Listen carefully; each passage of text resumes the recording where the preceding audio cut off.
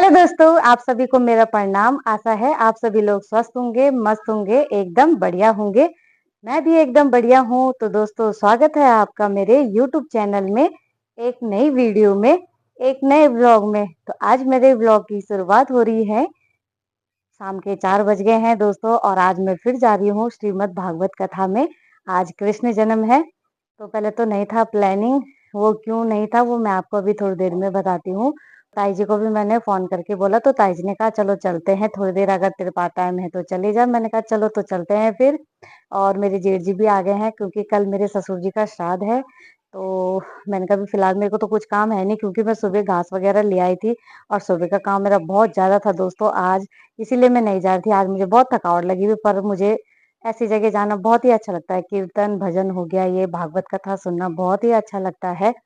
तो अभी चलते हैं ताई जी के साथ। और मेरी मम्मी लोगों का भी फोन आ गया था, बोला हमारे पड़ोस के भी सारी लेडीजें आ रही हैं, अगर तू आ रही है तो आ जा। मैंने कहा हाँ, मैं भी आ रही हूँ। तो दोस्तों, आज मैं सुबह आपको बताती हूँ, मैंने सुबह से कितना सारा काम किया। घर का काम तो किया ही, घास भी लेके आई, नहाना धोना साफ सफाई तो हो ही जाती है। और दोस्तों, आज मैंने यहाँ की सफाई करी है। ये देखिए, यहाँ बहुत सारा घास हो रखा था, बड़ी बड़ी घास हो रखी थी, आपने देखा भी होगा।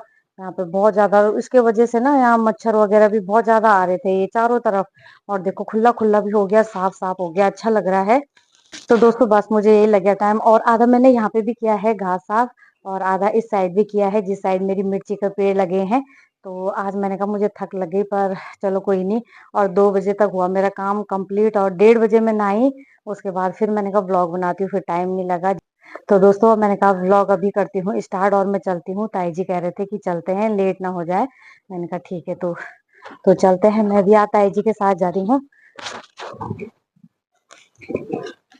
तो दोस्तों, मैं कल जो उपरीति ताई जी के साथ गई थी, आज भी मैं उपरीति ताई जी के साथ ही जा रही हूँ। तो चलते हैं दोस्तों अब। तो दोस्तों, ताई जी लोगों के यहाँ मैं पहुँच गई हूँ, और पहुँच तो गई हूँ, लेकिन बारिश लग गई है बहुत ही तेज। ताई जी बरखा लग गई, छतुल लेके आओ। आज मैं फूल भी नहीं रहा। हाँ, आज मेरा फूल ले ले, आज मेरे सब कहीं सब फूल तोड़े ले मिल। यो बरखा लग गया है, कोई बात नहीं, हाल जब फटाफट चल जाला। आज तो मेरा पैसा खुला कर ले अच्छी, जेठ जी है अच्छी ना, तब जेठ जी मंगी 10 का खुला।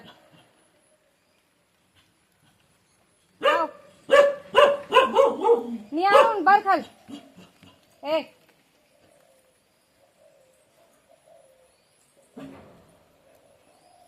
एक लाओ बस, है ना। तो दोस्तों, बारिश लग गई है, हल्की हल्की बूंदाबांदी हो रही है, वैसे अभी तेज लगी नहीं है। देखते हैं तब कहीं भीगे ना। वैसे तो उन्होंने पूरा वो कर रखा है, तिरपाल बिछा रखा है टेंट में ऊपर से। उन तो तिरपाल बिछा सारा टेंट में। हाँ चल तो फटाफट चल जाला, आज मैं दुकान में नहीं रुकना। तो दोस्तों, मैं 3-4 दुकान में गई, और 3-4 दुकान में सबने मना कर दिया, बोला हमारे पास खुले पैसे नहीं है। तो आज मैंने खुले पैसे घर से ही ला रखे हैं 10-10 के। तो थोड़ा अच्छा लगता है, वहाँ पे बड़े नहीं करते हैं। उसके बाद सब जितने पंडित लोग बैठे हैं उनको देते हैं हम लोग दक्षिणा। हाँ, वैसे बारिश बंद तो हो गई है। ये मार खा देना, ये पेशानी नहीं में थे। आओ ताई जी। हिरण्यकश्यप के साथ खेलने लगे, और जैसे ही संध्या का समय होने वाला था, सोई उसको पकड़कर बीज भेरी में लाकर बैठ गए। हिरण्यकश्यप को अपने गोदी में बिठा दिया। हिरण्यकश्यप ने बोला 1 मिनट महाराज, मेरे पास वरदान है, न भीतर मरू न बाहर मरू। भगवान ने बोला तू ना भीतर है ना बाहर है, बीज भेरी में है। उसने कहा न नीचे मरू ना ऊपर मरू। भगवान ने बोला तू मेरी गोद में है। उसने बोला 12 महीने में किसी महीने से मैं ना मरूं। भगवान ने बोला ये अधिक मास का महीना तेरे लिए ही स्पेशल बनाया है। तो महाराज, मैंने वरदान मांगा है ब्रह्मा जी की किसी भी सृष्टि से ना मरूं। भगवान ने कहा ब्रह्मा ने मुझे नहीं बनाया, मैंने ब्रह्मा को बनाया है। तो महाराज, मैंने वरदान मांगा है ना नर से मरूं ना नारायण से मरूं। भगवान ने बोला तुम मुझे क्या बोलोगे, मैं नरसिंह हूँ।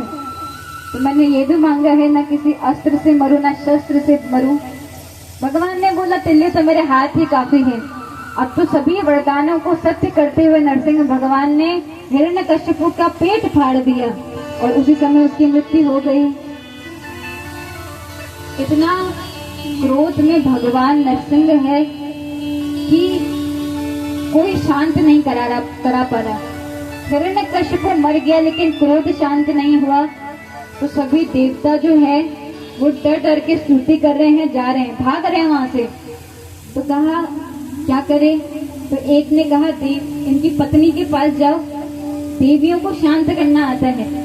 तो लक्ष्मी जी के पास गए, माता जल्दी चलो, पिताजी बड़े गुस्से में हैं। लक्ष्मी जी ने कहा नहीं नहीं, मेरे पति तो शांताकारम है, शांत रहने वाले हैं। तो देवों ने बोला माता आज कहीं से शांत नहीं दिख रहे, आप चलो। तो आरती की थाली सजाते हुए छमछम करते हुए लक्ष्मी मैया गई।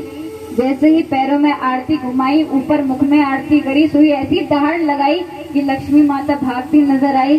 दादा तैया करते हुए, दैया मैया करते हुए भाग गई। तो सभी देवताओं ने सोचा इनका क्रोध शांत कैसे करे। तो प्रहलाद जी को आगे करते, भाई तेरे लिए भगवान ने इतना भयानक स्वरूप बनाया है, तू ही संभाल। प्रहलाद जी निर्भीक होकर भगवान के पास गए, उनकी स्तुति करी। भगवान ने प्रहलाद जी को हृदय से लगा लिया और कर्पूर की तरह उनका क्रोध शांत हो गया। भगवान ने कहा प्रहलाद स्वपाद मूले पतितं तमर्भुकं विलोक्य देवः कृपया परिप्लुता। बेटा तू मुझे माफ कर दे। अरे अभी तक एक भी बार ऐसा नहीं हुआ कि मेरे भक्त ने मुझे पुकारा हो और मैं उसकी रक्षा के लिए ना गया हूँ, लेकिन ऐसा पहली बार हुआ है कि अक्सर भक्त मेरा नाम लेने में देरी कर देता है। पर प्रहलाद तू कब से मुझे पुकार रहा था, लेकिन इस बार मुझे आने में देरी हो गई। जिन्हें प्रसन्न होकर कृष्ण कथा में प्रवेश किया। आइए मेरे साथ आप भी अपना मन मथुरा ले जाइए। मोक्षदापुरी है मथुरा और मथुरा के राजा बैठे हैं उग्रसेन, बड़े धर्मात्मा है, प्रतापी है। और इन्हीं के बेटे हो गए कंस। कैसे हिंसायाम धातु से कंस बनता है। देखिए मथुरा का अर्थ क्या है। मथुरा को आप उल्टा कर दो, मथुरा, इसको उल्टा पढ़ो तो होगा रा थुमा। तो येन मुखेन युगलम नास्ति, जिसके मुख में बीच का अक्षर हटा दो, रा थुमा के बीच का अक्षर हटा दो तो बनेगा राम। तो जिसके मुख में राम नहीं उसके मुख में थू, ये मथुरा का अर्थ है। और इस मथुरा में उग्रसेन के पुत्र हुए कंस, जो केवल मारो काटना ही जानता है, क्रूर है। पिताजी सत्ता में थे तो बेटे ने बोला बुढ़े हो गए, लेकिन सत्ता नहीं छोड़ी जा रही, तो तख्ता पलट कर दिया, खुद राजा बन गए, पिताजी को गद्दी से निकाल दिया और खुद राज गद्दी में बैठ गया। तभी चर्चा होने लगी, जो राजा अपने सगे बाप का नहीं होगा वो हमारा क्या होगा। कंस ने बोला माहौल बिगड़ रहा है, थोड़ी मेरी प्रसन्नता तो होनी चाहिए, तो क्या करूं। मंत्रियों ने बोला महाराज कोई यज्ञ करो, कोई बड़ा उत्सव मनाओ। तो कंस ने सोचा मेरी चचेरी बहन है देवकी, क्यों ना उसका विवाह करा दूं। तो बड़े धूमधाम से देवकी जी का विवाह वसुदेव जी के साथ निश्चित करके खूब दान दक्षिणा दी। तो सभी सोचने लगे अरे राजा तो नारियल जैसे हैं, बाहर से कठोर दिखते हैं पर अंदर से मुलायम है, नर्म है। कंस ने देखा माहौल बदल रहा है, अपनी चचेरी बहन की विवाह में इतना दान दिया, इतना दान दिया, और जब माहौल अपने अनुकूल होते हुए देखा तो विदाई के समय मगरमच्छ के आंसू बहाने लगा। अब तो देव की वसुदेव कंस के कारागार में रहने लगे। समय पाकर एक पुत्र हुआ, नाम हुआ कीर्तिमान। अपने पुत्र को उठाकर वसुदेव जी कंस के पास ले गए। एक समय का इंतजार नहीं किया क्योंकि वचन के धनी हैं। जब कंस को अपना बेटा दिया तो कंस ने बोला वचन के धनी हो, अपना वचन पूरा किया है, ये तो पहला बच्चा है, इससे मुझे क्या शिकायत, जाओ ले जाओ, लेकिन 8वीं लाल मुझे दे देना। वसुदेव ने बोला ठीक है महाराज, लेकिन जानते हैं कि ये पापी आत्मा है, कभी भी इसका निर्णय बदल सकता है। तो मुंह नीचे करते हुए जा रहे हैं कि भाई इसका निर्णय ना बदल जाए। इतने में ही देवर्षि नारद जी आ गए। नारद जी के हाथ में कमल है, कमल घुमा घुमा के आ रहे हैं। कंस ने बोला नारद जी, अरे गुरुदेव आपका खूब स्वागत है, बताइए महाराज आप क्यों आए? बोलो राधे राधे। राधे राधे। समझ गया महाराज, पहला भी आठवां हो सकता है। मूर्ख और शंख किसी दूसरे के फूकने से बचते हैं, अपना कोई विवेक नहीं होता। अब तो कंस ने आदेश दे दिया, वसुदेव को बुलाया, पहला पुत्र पकड़ा, हाथ में घुमाया और जोर से पटकाया तो पहले पुत्र की मृत्यु हो गई। जब सातवां पुत्र की बारी आई तो भगवान ने योग माया को आदेश दिया, योग माया तुम एक काम करो। जी महाराज बताओ। तो भगवान ने बोला, देवकी मैया की सातवीं लाल जो है उसको कर्षित करके रोहिणी मैया के गर्भ में भेज दो, गर्भांतर प्रक्रिया, और तुम यशोदा मैया की संतान बन के जन्म ले लेना। वसुदेव जी आएंगे, अदला बदली करेंगे तो कंस तुम्हें ही आठवीं संतान समझेगा। लेकिन जैसे ही वो तुम्हें पकड़ेगा तुम दुर्गा रूप में प्रकट हो जाना, फिर देखना तुम्हारी कितनी ख्याति होगी। योग माया ने वैसा ही किया जैसा भगवान ने किया कहा। सातवां गर्भ में योग माया ने देवकी मैया के गर्भ से पुत्र को कर्षित करके रोहिणी मैया के गर्भ में डाला। कंस को खबर हो गई कि सातवां गर्भ का पतन हो गया है। अब तो आठवें गर्भ की बारी है। और जैसे ही भगवान के प्राकट्य का समय होने लगा तो मौसम बड़ा खिल गया। जो फूल रात्रि को नहीं खिलते थे वो रात्रि को खिलने लगे, मंद मंद हवाएं चलने लगी। अब देखिए कन्हैया का जो जन्म होगा वो शोर शराबे में नहीं होगा, क्योंकि अभी आप मथुरा हो। अभी हम जाएंगे पहले नंद भवन में। हे प्रभु आप सत्य हो, आपका वचन सत्य हो। क्यों कह रहे हैं इतना सत्य सत्य? बोले प्रभु राम अवतार में तो आप लंका में गए थे अपने शत्रु को मारने, पर इस बार शत्रु मामा फूफा बनकर पहले से ही बैठे हैं। किसी को मत छोड़ना, अपने हो पराये हो सबकी खबर लेना। तो सभी ने स्तुति करी।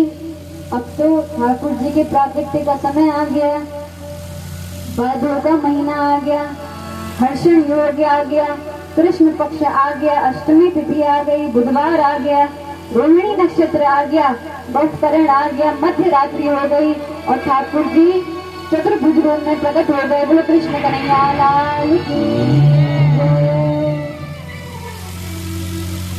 और जैसे ही चतुर्भुज रूप में प्रकट हुए भगवान ने समझाया, मैया चिंता मत करना, नंद भवन में लाली भई है तो वसुदेव जी को वहां भेजना, अदला बदली करवा आना, किसी बात से मत घबराना, मैं आपके साथ हूँ। और ऐसा कहकर ही एक छोटे से शिशु बन गए, लेकिन हल्ला गाया कुछ नहीं, एकदम चुप, आवाज भी नहीं निकाली। जैसे ही वसुदेव जी ने कन्हैया को अपने सर पर रखा और चलने लगे तो सारे बंधनों से मुक्त हो गए। जब भगवान हमारे सर मस्तक पर आ जाते हैं तो हमारे सारे बंधन खुल जाते हैं। हथकड़ी खुल गई, सभी सैनिक सो गए, किसी को कानो कानो खबर नहीं हुई। वसुदेव जी जेल खाने से जब निकले तो घनश्याम मेघ मंडलों ने देखा कि हम भी सामने सलोने घनश्याम है और ये भी घनश्याम है, ये भी कृपा बरसाते हैं, हम भी पानी जल बरसाते हैं।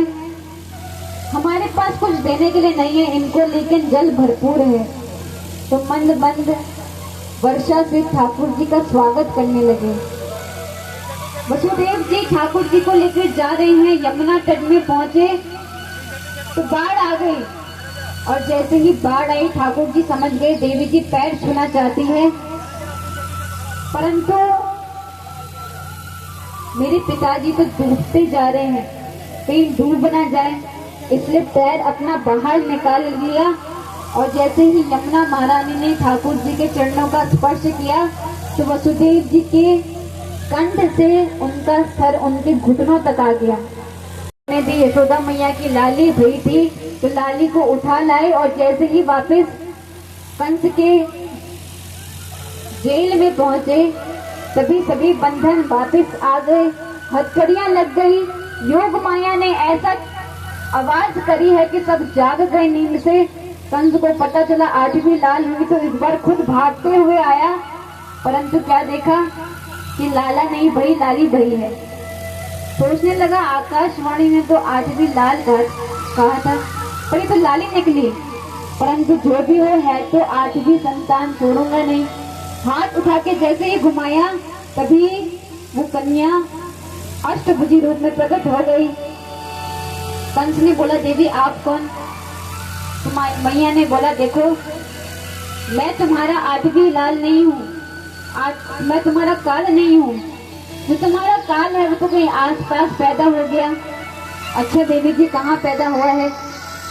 तो मैया ने बोला पूरी जन्म पत्री नहीं बताऊंगी, आस पास हुआ है ढूंढ लेना। अब तो जैसे ही योग माया ने ऐसा कहा तो विंध्यावासिनी बनकर विंध्याचल पर्वत में चले गई। बोले विंध्यवासिनी मैया की जय।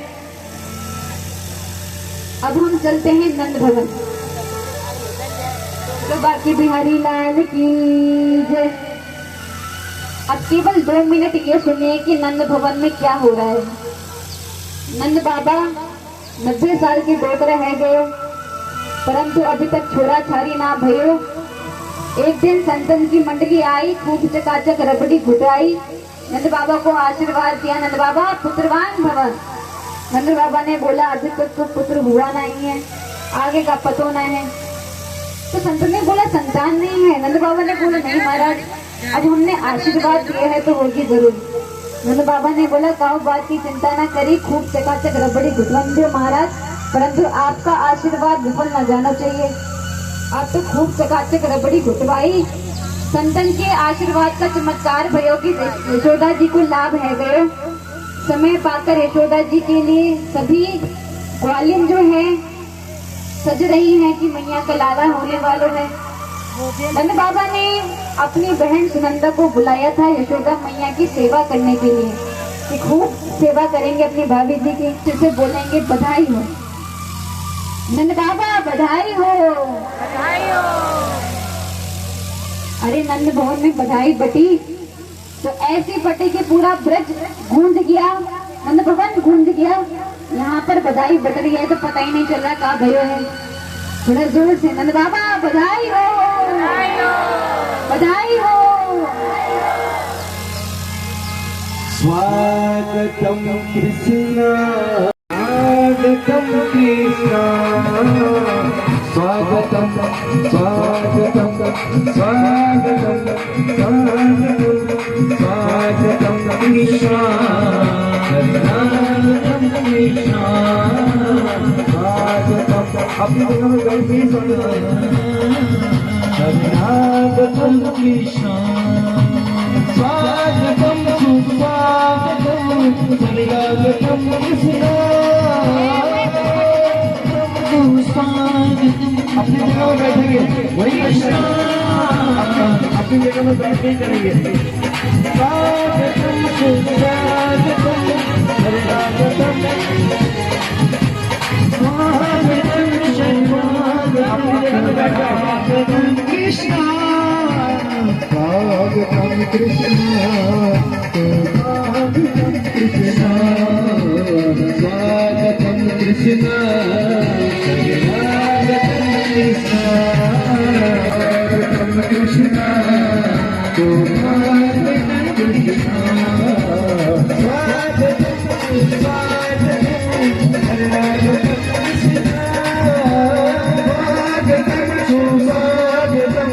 स्वागतम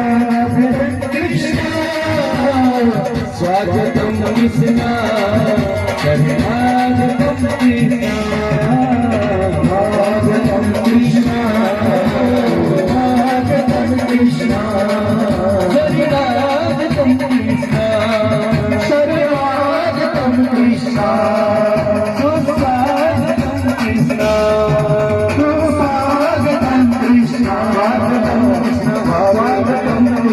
स्वागतम कृष्ण स्वागतम कृष्ण स्वागतम कृष्ण स्वागतम कृष्ण स्वागतम कृष्ण स्वागतम कृष्ण स्वागतम कृष्ण स्वागतम कृष्ण स्वागतम कृष्ण स्वागतम कृष्ण